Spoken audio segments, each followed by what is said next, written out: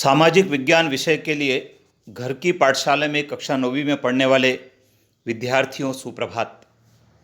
विद्यार्थियों, आपको कक्षा 9वीं में सामाजिक विज्ञान विषय पढ़ना है और उस सामाजिक विज्ञान विषय के अंतर्गत राजनीति विषय की पाठ्यपुस्तक आपको पढ़ना है।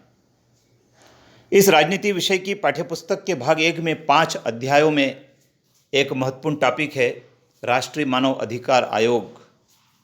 विद्यार्थियों, राष्ट्रीय मानव अधिकार आयोग की जानकारी न केवल आपकी कक्षा 9वीं के लिए बल्कि कई प्रतियोगी परीक्षाओं के लिए भी काम की है।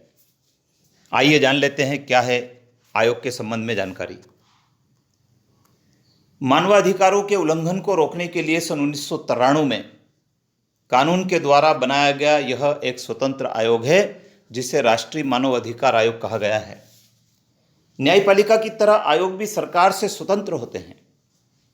आयोग की नियुक्ति राष्ट्रपति करते हैं। आयोग में सामान्यतः सेवानिवृत्त जज, अधिकारी या प्रमुख नागरिक को ही नियुक्त किया जाता है। आयोग पीड़ितों को उनके मानव अधिकार दिलाने में मदद करता है। राष्ट्रीय मानव अधिकार आयोग स्वयं किसी को सजा नहीं दे सकता है। आयोग का काम है मानवाधिकार के उल्लंघन के किसी मामले में स्वतंत्र और विश्वसनीय जांच करना। आयोग ऐसे मामलों की भी जांच करता है जहां सरकारी अधिकारियों पर काम करने में उपेक्षा का आरोप है। आयोग देश में मानवाधिकारों को बढ़ाने और उनके प्रति चेतना जगाने का भी काम करता है। आयोग अपनी जांच रिपोर्ट और अपने सुझाव सरकार को देता है। आयोग पीड़ितों की ओर से अदालत में दखल देता है। राष्ट्रीय मानव अधिकार आयोग किसी अदालत की तरह चश्मदीद गवाहों को सम्मन देकर बुला सकता है। सम्मन का मतलब नोटिस या सूचना देकर बुला सकता है। किसी सरकारी अधिकारी से पूछताछ कर सकता है। किसी सरकारी दस्तावेज को मांग सकता है। आयोग जेल में जाकर जांच कर सकता है या घटना स्थल पर अपनी जांच टीम को भेजकर जांच करवा सकता है।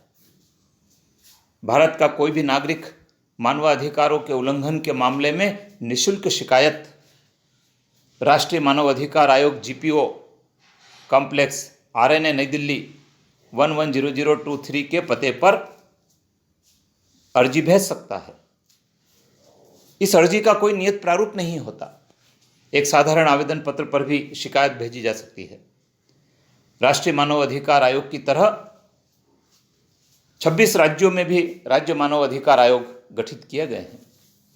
विद्यार्थियों, ये आपकी पाठ्यपुस्तक पर आधारित कुछ जानकारी थी जो मैंने आपके साथ शेयर की है, लेकिन राष्ट्रीय मानव अधिकार आयोग के संबंध में और भी कई जानकारी आपको जुटाने की आवश्यकता है। वर्तमान में राष्ट्रीय मानव अधिकार आयोग के प्रमुख कौन हैं, कितने सदस्यीय आयोग होता है, आयोग में आवेदन देने पर कितने समय में समस्या का निराकरण होता है, कठिनाई का शिकायत का निराकरण होता है, ऐसी और भी कई बातें हैं जो जानना जरूरी है। अगले वीडियो में हम उन सब बातों की बात करेंगे। विद्यार्थियों, चैनल पर बने रहें, सब्सक्राइब कर लीजिए, बेल आइकन को प्रेस करें। वीडियो को कई बार आप सुनेंगे तो ये आपको याद हो जाएगा। अपने मित्रों को भी शेयर करें। जय हिंद।